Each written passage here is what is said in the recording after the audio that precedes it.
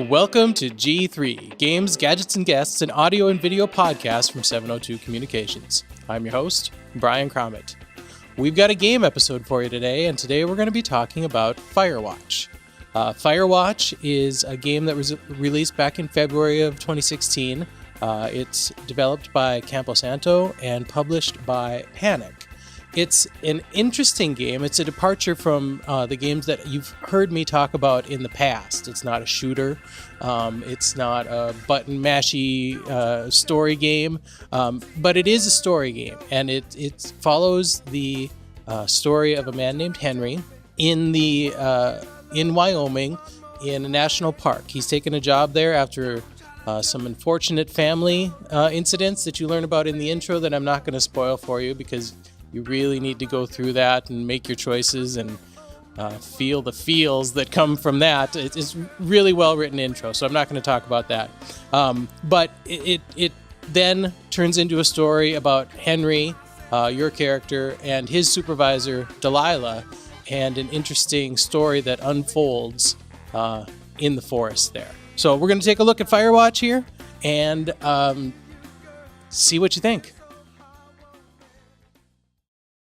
All right, so we're going to get into Firewatch here. Like I say, I've gone through the intro here and made the decisions and gotten into my fire tower and had my first conversation with my boss, Delilah, and she has just informed me that there are some fireworks going off in the park, which, with the fire risk being as high as it is, isn't acceptable. So I got to go find who's launching these fireworks and see if we can't put that to a stop. So let's get going right here, right now. So here's our first look for you at Firewatch. We'll just take a look around. You can see the fireworks there in the distance, but we'll just pan around. Like I say, we're in our lookout tower here, and that's the scenery for the game. So we're going to go ahead and get out of the tower, and we're going to have to head towards those fireworks there.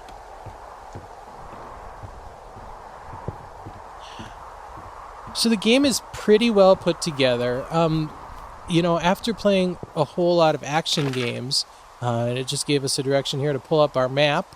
And you can see in my right hand, I've got a compass. My left hand, I've got a map.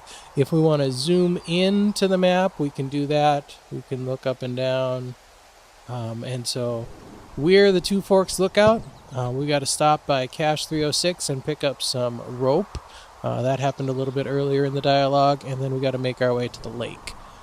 So here we go. We'll take a general setting. We can follow the path here, but like I was saying, it's set up a little bit like an adventure game because it's first person.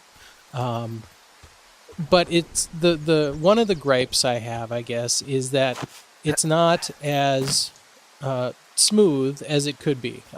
Like for instance, just then I needed to press X to hop over a log in the middle of the trail, and I knew I had to press X because I played that before, and so I was anticipating it and pressed X, and it still stopped me and made me press X, and it still then gives you this weird animation of a stop and a hop over, so that could have been a little more smooth. I've just come up to a blocked trail here, so I can report that. I've got an overgrown trail here. Yeah, that'll happen. So I'm screwed when it comes to getting past it? Mm-hmm. Screwed until you clear it yourself, yeah. Great. Well, if I come across some tools, I'll add groundskeeping to my ever-increasing list of responsibilities. So you get a little bit of a sense of the relationship that's starting to evolve between Henry and Delilah there. Both of them are just a little bit snarky, and they get along pretty well.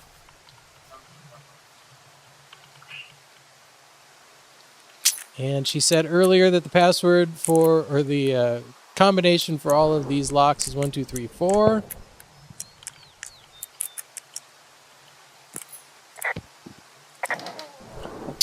And we're in. So as you pull up these supply caches, you'll update your maps because there'll be more detailed information there. There's also some notes here, so we'll take a look at that. Oh. And here's the rope I'm looking for. I tracked down that rope. It was right where you said. Great. So you should be set to get down to the lake. And it looks like there's a granola bar. People just stuff these things with old food? That's how you get bears. Those boxes are bear-proof. I wouldn't worry about it. And I'm not going to pick up the pine cone. So anyway, heading through the woods. And I'm running right now, but it's nice every once in a while just to take in the atmosphere there. And one thing that I do like about this game that really did, for me at least, build some tension was this sense of scale that you're out in the wilderness, and though you've got radio contact, you're really out here alone. And so, especially when the game first started, and we started coming up to obstacles like this. This shale slide is steep. How do you expect me to get down this? I don't remember it being that bad. It's not even named on our topos. Yeah, well, I'd go with Widowmaker. Come on, it's really not that bad. It's a 50-foot cliff made of rocks that look like knives. They just look like knives, okay? Plus, there's already a Widowmaker on the backside of Carter Mountain. It would be confusing. How do you expect me to get down this? Well, did you get that rope? Yeah, I got it. Okay, just lash it to something nearby and take it slow. Okay, so anyway, like I was saying, with this game and with that just sense of isolation, you know, when you come to something like this, there's a sense of a little bit of danger. I mean, if I were out in the woods, I would I would be apprehensive about making that climb for exactly that reason. Because if you end up in an accident like that, hurting yourself, that could be it for you. So that did build some tension for me while we were playing. Hey, What the hell's wrong with you? Widowmaker got the best of me. What exactly happened? My rope snapped coming down the shale slide. You didn't break anything, did you? No, I think I'll make it. Well, be careful for Christ's sake. Okay, and so every once in a while as you're walking along here too, you're going to see some clues here and there. And you can report them, you can look at them. And it's some of it is just, it just gives you some overall feeling for the game.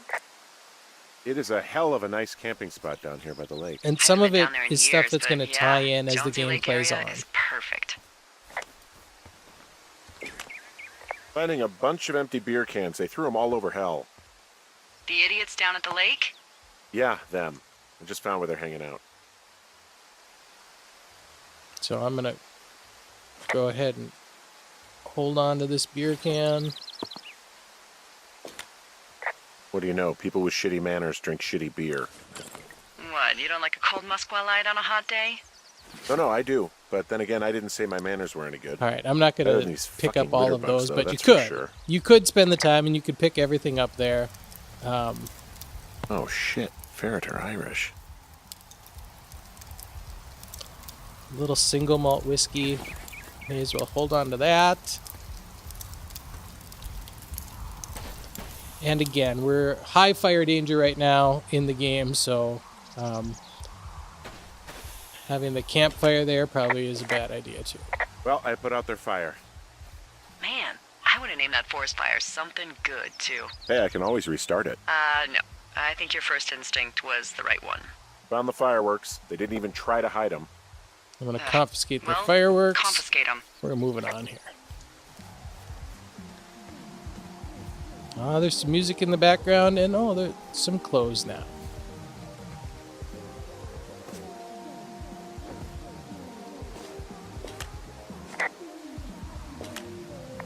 I found a bra. A nudie pyromaniac. Remain professional. There are, panties?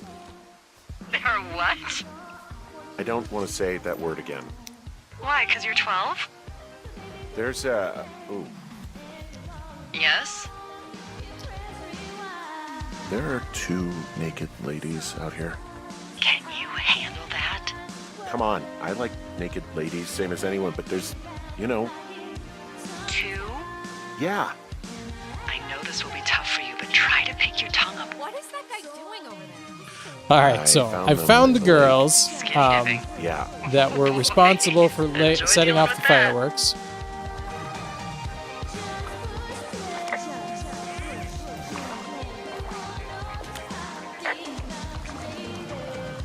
You gotta take it easy with the fireworks, all right? You ought to take it easy at the Sizzler buffet. Chelsea? What? He's just some loser out in the woods. I mean, he's grody. Why do guys think it's all right to just stare at girls? You don't know a damn thing about me. We know you're a peeping Tom. How long have you been standing over there? Oh my God, is that what you are? Bark me out! Ew. Can we just get out of here? Ew, totally. You're gross. You're just some sad man out in the woods. Okay, so I've managed to scare off the teens, and they managed to insult me mightily for being a peeping Tom, but I guess if it stops Hey, them that go from okay? burning the forest down, It's done. that was my That's job. So, ominous. Hopefully there won't be any more trouble. Good. Thanks for going down there. and that's pretty much the end of that mission. Can head back here, can pick up some more of their trash if we like, but yeah, I had missed their clothes the first So time. they just left their stuff down here. But anyway, that's a feeling for the game anyway, and the story will progress from here. The original this original scenario where we had to go talk to the 2 girls is going to evolve as the game goes on, and it really turns into this interesting storyline, and the game is really worth playing. So that's a look, and I'm not going to show you any more of this right now, but that's Firewatch. So that's it for today's show. We've got some great episodes coming up again. I'm going to be reviewing Tom Clancy's The Division in upcoming weeks. I'm going to be looking at The Tile. So we've got some great stuff coming up in the next couple weeks. As always, hope you enjoyed this episode. And if you did, I hope you subscribe. We're on YouTube. We're on SoundCloud, Stitcher, iOS.